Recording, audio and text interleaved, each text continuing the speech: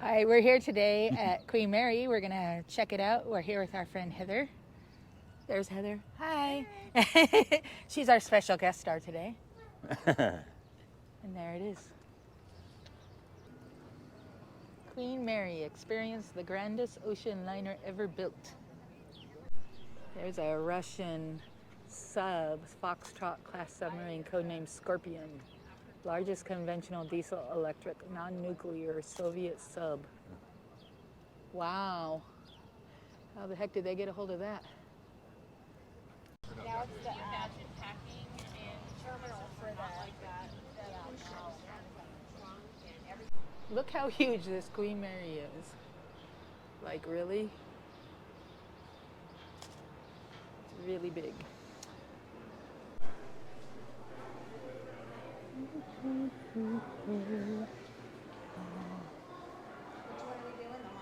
Yeah. A tall Marine and a tall Navy guy. And they also have weddings by the Queen Mary.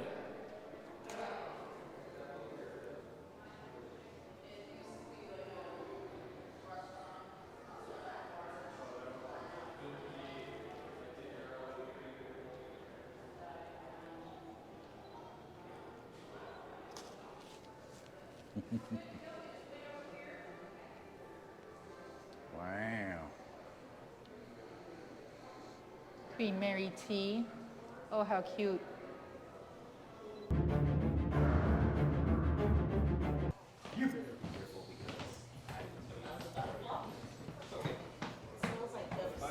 It smells like ghosts. You'll be part of the ship. I'll be part of the ship. I got you. Watch your guys visit me. This smells like the 1930s. Nice. That's kind of weird how it bows. Come on, and watch each step here. You never know what you're going to capture. You might capture a light anomaly, an orb, a shadow figure of some kind. Now, I cannot guarantee that you're going to capture anything or encounter anything, but I will tell you that I have had one or two guests on some of my tours capture things. And I say that because people will be like, oh, I caught something, and I have to break their hearts and be like, that's just a reflection. But, you know, I've had like one or two people show me things that I was like, that's actually intriguing. So if you do happen to capture something, please show me afterwards. I get really excited about stuff like this. So I'm going to go over just a brief history about the Queen Mary before we actually get started with the ghost stuff. Now, the Queen Mary was originally owned and operated by the Cunard Line. From 1840 until the late 20th century, Cunard actually had an agreement with the British government to haul mail back and forth from Europe to North America. This is why she is known as the RMS Queen Mary. RMS stands for Royal Mail Ship. She was launched in 1934. Her maiden voyage was May 27th, 1936. She was drafted into World War II in 1940, and then in 1947 she returned to passenger service, where she served another 20 years as a passenger or ocean liner. Now, she did retire here in 1967 in the city of Long Beach, and we now serve as a floating hotel. Yes, we are actually floating right now. A tourist attraction and popular event venue. After 1,001 peacetime crossings, 72 wartime crossings, and over 58 recorded deaths, the Queen Mary has built a reputation as one of the most haunted locations in the world.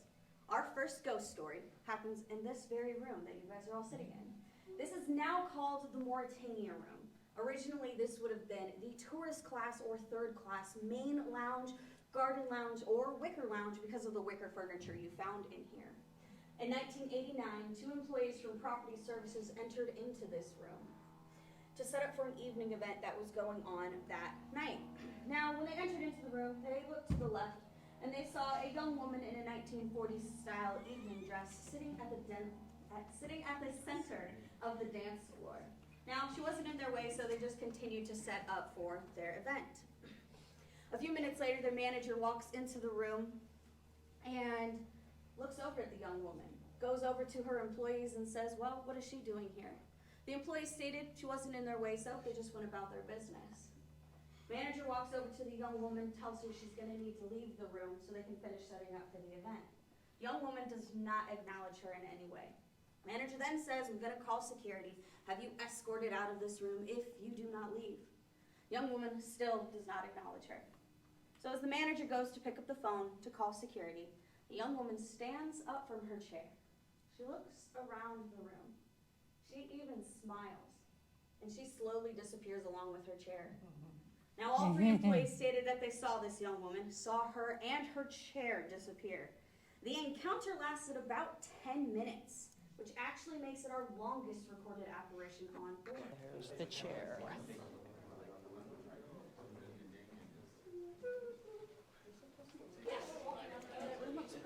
Yeah, it does. It'd be cool to stay here. Well, we were like, the rooms are probably small, but they look pretty big. It's like $300 a night. My friend stayed here in August for her birthday. Starboard corridor is Suite M119. It's also known as the Winston Churchill Suite. If any of you don't know who Winston Churchill was, he was the Prime Minister of Great Britain during World War II. He did happen to travel a handful of times on board. We have been told 3 times during the war and 3 times after the war with his wife. We happen to believe that is the room he stayed in while he was on board, and he used the rooms around it as his mobile war office. Now, in the 90s, the housekeeper was walking down this corridor. When she reached M119, she smelled a very strong odor of smoke. She thought this was strange, so she knocked on the door. When no answer came, she ended up keying herself into the room, and upon entering the room, she saw a portly gentleman sitting in a chair smoking a cigar. She explained to him that smoking was strictly prohibited on board and he needed to put it out. He stood up from his chair, seemingly very annoyed with his housekeeper, puffed his cigar one more time, turned around, walked into the wall, and vanished into the portrait of Winston Churchill that still hangs in the room to this very day. Another fun fact about Winston Churchill, he was known to love smoking his cigars. It is a room that can be rented out. That is why we don't talk about it in front of the room. If the guests on board don't know this, in that room don't know the story, well, we don't want to spook them. But Now I want to come stay there. It's a little small.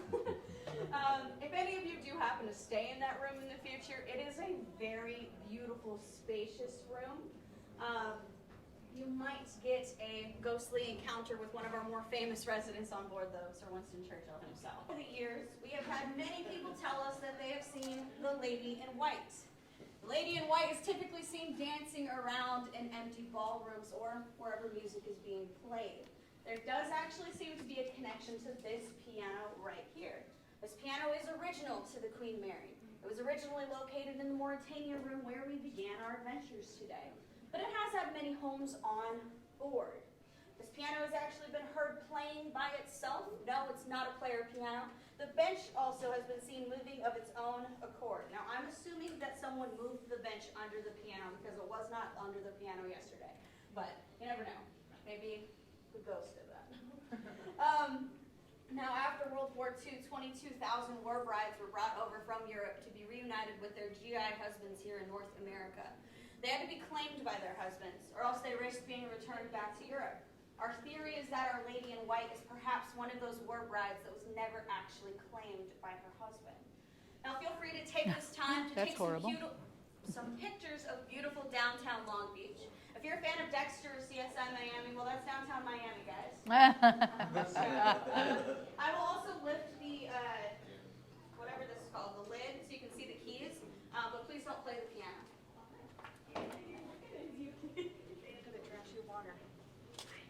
Oh, yeah. That little thing right there, that boat, goes like from all the different harbor stops. Huh. It's like kind of like a bus, like it's like it's taken care of by the Long Beach Bus Transit.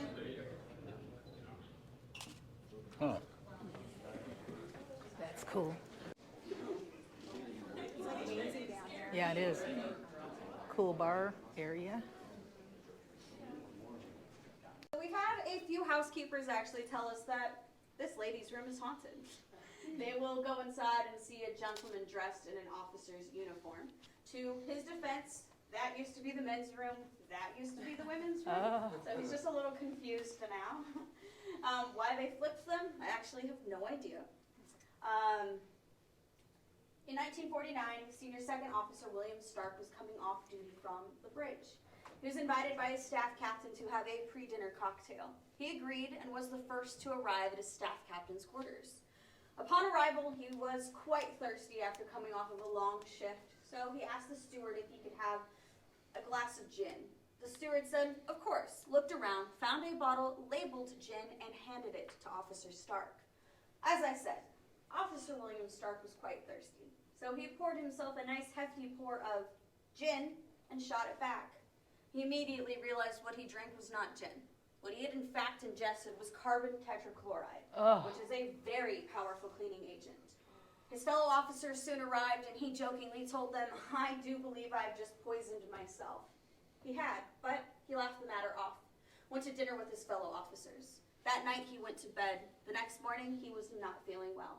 The following day they arrived in Southampton, where he was taken to a hospital. Unfortunately, he did die a few days later. There are those that believe that Officer Stark is haunting this restroom. He is more frequently seen up at the staff captain's quarters or simply roaming the decks. After I told this story to one of my haunted encounters tours, I had a woman approach me asking me if I knew what he looked like. I said no, but I'm sure if you Google Senior Second Officer William Stark from the Queen Mary, a photo will appear. Didn't think anything of it until the end of my tour, when she tapped me on the shoulder and asked me if she could tell me a story. I said, of course you can. And she told me that about 20 years ago she got married on the Queen Mary, and on the way to her reception she got lost. She ended up finding an officer asking if he could lead the way. He said yes, introduced himself as Officer William. He took her to, I believe, what was the Queen's salon for her reception. And when she turned around to thank him, he was no longer standing there, as if he had vanished into thin air. She then told me that the man that took her to her reception was the same man she Googled during my tour earlier that day, Senior Second Officer William Stark. Wow. When she told me that story, I got full body chills. Yeah, me too. Every time I tell it, I get chills. I think it's really, really cool. And if any of you happen to have an encounter like that, feel free to tell one of us tour guides. We might include it on our Haunted Encounters tour, with your permission, of course. I got her permission to tell that story, by the way. I think it's really, really cool. It just tells me that we do have friendly ghosts on board. If any of you do happen to run into Officer William Stark, hopefully he can help you out if you're lost. Wow. Oh. You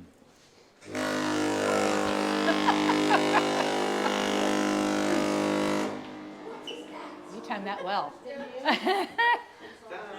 It's 12 o'clock, guys. We're all awake now. It gets me every time. I'm sure you just captured me I dropping sure did. not a great word. I did not look at my phone when I came over here to look at mine, so I apologize. The bow was the site of a horrific accident during World War II. Many of you may not know that the Queen Mary was actually one of our main strongholds during the war. We transported over 800,000 troops during World War II. Winston Churchill himself stated that with the help of the Queen Mary and her sister ship, the Queen Elizabeth, the war ended 1 to 2 years earlier. Adolf Hitler was so intimidated by the Grey Ghost, she was nicknamed this for her battleship navy gray color at the time and her high speed, that he actually put up a bounty of $250,000, which I've been told is equivalent to about $4.6 million today, and the Iron Cross with oak leaves to any U-boat captain who could sink either ship. In 1942, Queen Mary was approaching Northern Ireland. Off of her starboard bow was one of her escort cruisers, the HMS Curacao. The Queen Mary was making an evasive zigzag maneuver to avoid torpedoes when the Curacao drifted in front of her. The Queen Mary, being a much larger vessel, split the Curacao in half. Within 1 minute, both halves of the Curacao engulfed in flames. Within 5 minutes, both halves of the Curacao were lost to the ocean. The Queen Mary was under strict orders not to stop under any circumstances whatsoever. It took her about 10 miles to stop, and she had 10,000 troops on board during this incident. Of the 439 crew aboard the Curacao, 338 lost their lives that day. We have had paranormal investigators as well as security guards tell us that when they go into the rope locker, which is the closest you can get to the site of the incident, that they have heard the sounds of metal tearing, water rushing in, and even cries for help. Sometimes those same cries are actually heard in the propeller box where one of our propellers is still seen for pretty obvious reasons. I'll have everybody follow me this way, please. The Normandy, Queen Mary, and the Queen Elizabeth. And that's one of the only photos on board of the Queen Mary in her battleship Navy gray color. Okay. So you guys can take some pictures while you're out here. Enjoy the breeze. The sun That's is cool. coming out. It's gonna make it really, really hot later. Yeah. Fill in the space around. Is that a gun I saw up on the deck? Yes, it's not original, but that is what they would have looked like. We were outfitted with anti-aircraft missiles during the war. We were never fired upon. We never used them other than for training purposes. Now, this is not the original location of the fire station, but all of the parts and components you see in here are original to the Queen Mary, including these CO2 canisters here. This is one of the exhibits that we have on board. Feel free after the tour to come check it out, read the plaques in here. There's also the Cunard story on the right, and just behind where all the wood paneling is, that is actually the synagogue exhibit that we have. We were one of the first ships to have a synagogue on board, so we still have some of the artifacts. I couldn't think of them. We still have some of that in there as well. Now, Sunday, July 10th, 1966, the Queen Mary entered into a very foggy area of the ocean. At about 3:55 a.m., the captain ordered all 38 watertight doors sealed, just as a precautionary measure. It took about 35 seconds for the 700 pounds of hydraulic pressure to build up. It took between 6 and 12 seconds, depending on the size of the door, for these doors to slam shut. About 4 a.m., an 18-year-old fireman was found crushed in watertight door number 13. His arms were pinned to his side, and he was facing aft. Now, he was released from the door, but unfortunately, he did die moments later. We don't know why he was stuck in the door. He was working alone down there, but we do have a few theories. The first theory is that he was playing a game of chicken. Now, chicken was invented by the engineers. They had quite a bit of downtime in the engine room and in the boiler room, and they would jump back and forth between the hatchway as many times as possible before these doors slammed shut. Oh, jeez. The next theory is that he simply misjudged the closing of this door when he went back for a tool. Now, there have been paranormal investigators catch EVP or electric voice phenomenon by door 13 whispering, "Have you seen my wrench?" The next theory is a much darker theory. There was a union strike going on at the time. Perhaps our young fireman was a scab that crossed that picket line, and his coworkers decided to seek revenge. I will also tell you at this time, there has never been a recorded murder on board the Queen Mary. We have had countless crew members, paranormal investigators, security guards, as well as guests tell us that they've experienced something by door 13, in the engine room, in the boiler room. I myself have my own crew encounter down there. When I first started working here, we did training sessions down in the engine room before we let guests back on board. There were about 6 of us that went down there, and I know for a fact no one else was in the engine room other than us. We went through door 13. My trainer was talking. I wasn't listening to him. Let's be honest. I wasn't listening. I turned around to talk to one of my fellow tour guides, and about 30 feet behind him, I actually saw a shadow figure jump over the railing, but I did not hear him land on the walkway we were standing on. I told my coworker this, and he went, "No way!" That's how he talks. If any of you take the Steam and Steel tour today, he is doing that tour, so, he'll understand. He's a great tour guide. But I then started listening to the trainer again because he said that he had his own crew encounter down there. He said years ago he was taking pictures. He was looking through like the viewfinder and he saw a shadow person jump over the railing but didn't hear him land on the walkway. Then I told him, shut up, that's exactly what I just saw. And I think it's really, really cool that we saw the exact same thing in the same area years apart from each other. We also hear people tell us that they've heard workers down there when there aren't any, or they'll hear the engines turning back on. I can tell you that is impossible to happen. So where that sound is coming from, I have no idea.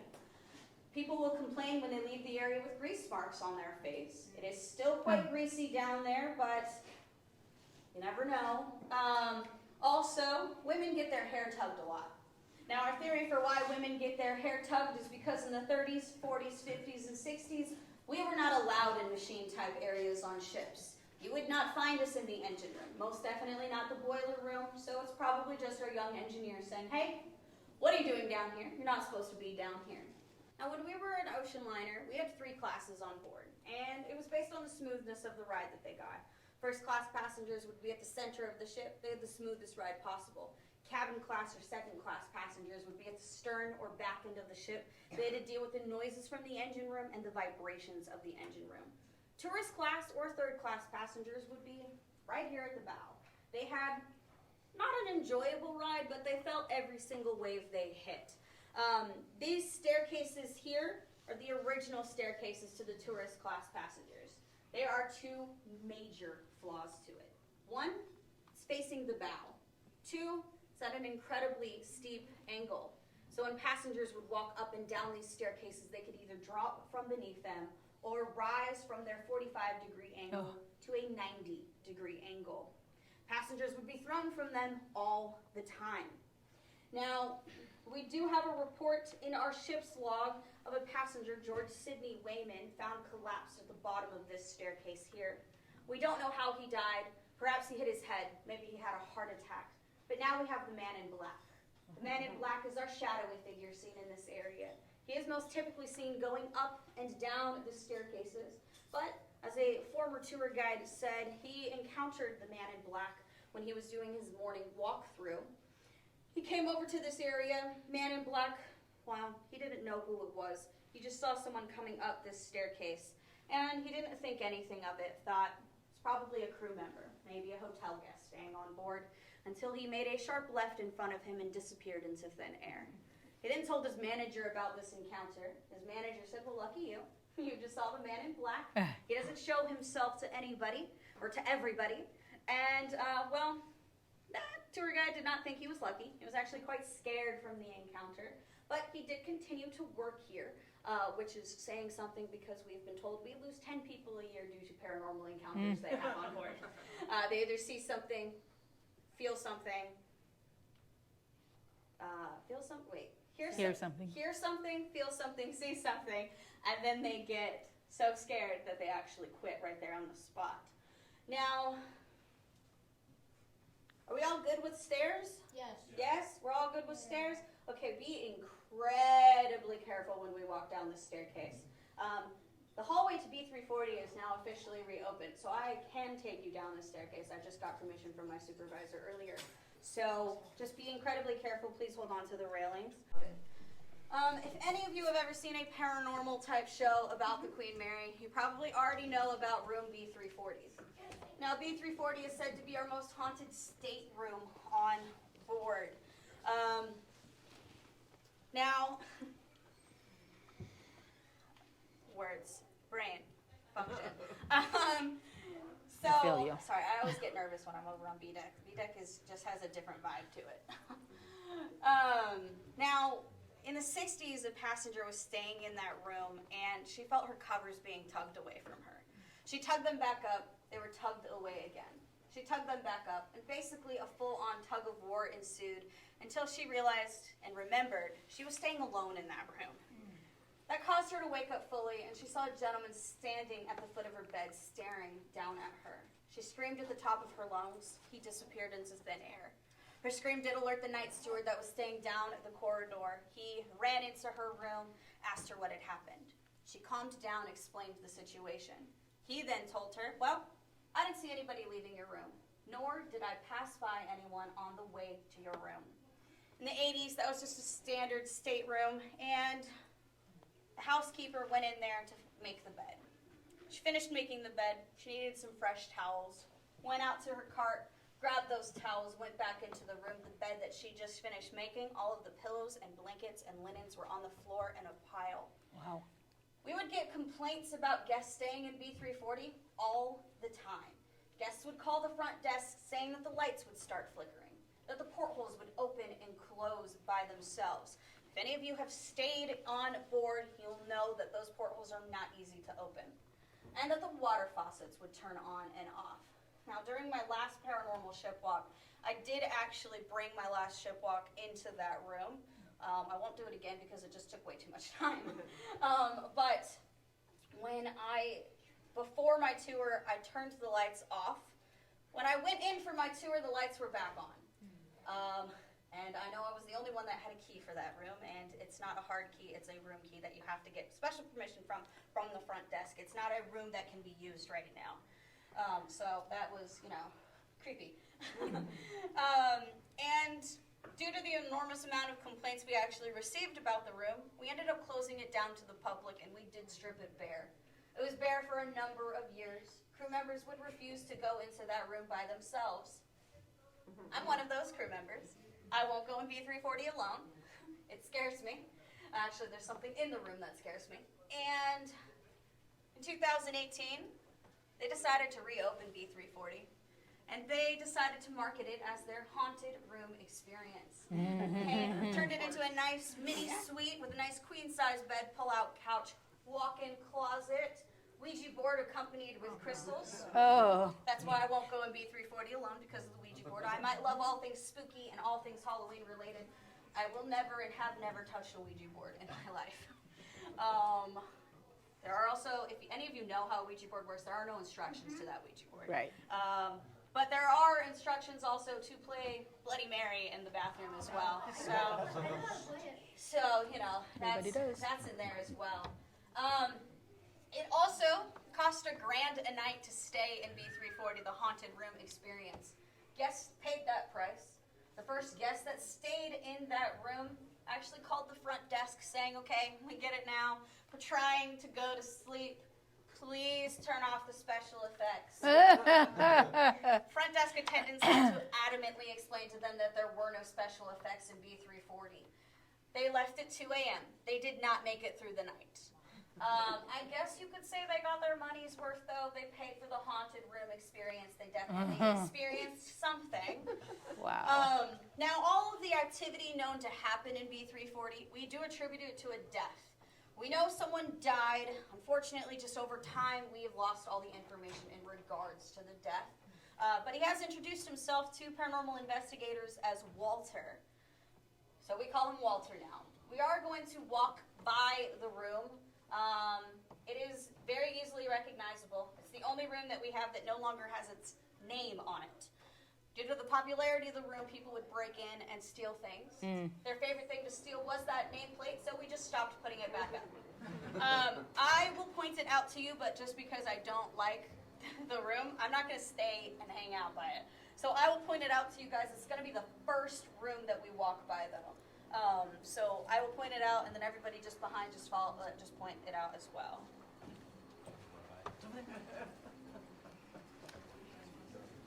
Yeah.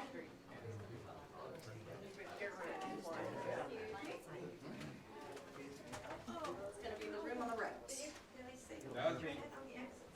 The room on the right. You know what? I'll have you actually, can you stop at that exit sign? That'll be perfect. Is that another tour right there? So this is the original entrance to the first class swimming pool. Unfortunately, we can no longer go inside due to preservation purposes. We are trying to preserve it to the best of our ability. The tile work inside is irreplaceable, so we do not go inside anymore. And I know what you're all thinking. You're all thinking this. You get to go inside, right? No, I've never been inside. Well, I shouldn't say never. Before 2017, you used to be able to go inside. So during Dark Harbor, if any of you visited us for Dark Harbor, before 2017, you got to go inside. So that's the only time I got to go in Dark Harbor. But the swimming pool is said to be our most haunted location on board. This is different it's than got water in Stateroom. it. I got chewed out on TikTok for this, okay? So most haunted location on board, due to what paranormal psychologists and mediums refer to as a vortex. A vortex is just a whirlpool of energy that allows the spirit world to enter into our world. It's actually located a deck Just like beneath us in the original changing room underneath what would have been a window here. The towel, that would have been the towel dispensary. So just below us, a deck beneath us, is the original changing room. The ceiling inside is made of quartz. We are on water. Both are known conduits of paranormal, thus why we think the vortex formed here. The ghost known to haunt the swimming pool, we call her Jackie. She's about 7 years old, typically seen with blonde hair and in a sailor's dress. She is one of our intelligent hauntings on board. She really likes to interact with our guests. You can usually hear her singing songs or finishing songs. She really likes to play hide and seek as well. If you look inside, sometimes you can see her looking above the railings or around the columns. Every once in a while, a guest will tell us they felt a cold little hand grab onto theirs. That's just Jackie saying hi, so don't worry about it, guys. We have also had reports of people seeing little wet footprints leaving the swimming pool. There is no water in the swimming pool. There has not been for quite a while. California code dictates that the shallow end of swimming pools must be 3.5 feet deep. Our shallow end is 6 feet deep, so there's no more water. Deep end is 12 feet, if anybody was wondering. So very, very deep pool. She is also the most powerful ghost we have on board. She is the only one that has been seen off the ship. Once you entered onto our property, you probably saw that big white dome. It's now the Carnival Cruise Line check-in. We did use it for Dark Harbor a handful of times. We had mazes in there. And it was a sound stage a couple of times as well. Batman and Robin with George Clooney, that was the Batcave. And the first Pirates of the Caribbean, that was actually Tortuga. Nice. It was originally built to house the Spruce Goose, which was Howard Hughes' big wooden plane that left in 1993. It's now up at an Air and Space Museum in Minaville, Oregon. And when the Spruce Goose was in the dome, our security guards would not only do their final walkthroughs here, they would also do them over at the Spruce Goose Dome. One night in particular, security guard walked in, saw a little girl walking over the plane's wings, shouted out to her that that was dangerous and she needed to get down. She shouted back, okay, jumped off the plane's wings. Once she reached the ground, she vanished into thin air. So as I said, she is not only our most heard and seen, she is also our most powerful ghost on board. Now the internet will tell you that she drowned on board. That is not true. Not true at all. We have no records of anybody drowning in either of our swimming pool. So where she came from, we actually do not know. But we like her. She's nice. So feel free to take a look inside. There's a photo right over here of what the pool originally looked like. You'll see that it was originally set up with diving boards. They quickly realized how terrible of an idea having diving boards on a moving ship was. You're not going to end up trippy. It looks like there's water. So I'm not here to convince you that ghosts are real. I want you to make that determination yourself. We've just heard these stories so many times by so many different people that we can't ignore them anymore. So we like to share them with our guests. That does actually mark the end of your tour with me today. I know you're so sad to see me go, but feel free to visit me again. I really like my job, so I'm here quite a bit. I'm gonna lead everybody outside. I'll give you guys some directions from there. If anybody has any questions, I'll hang around for a minute or two. I could probably hang out for like 3 minutes, actually. So I really do hope you enjoyed your tour with me today. If you did, once again, my name is Christina. If you absolutely hated this tour, my name is Joshua.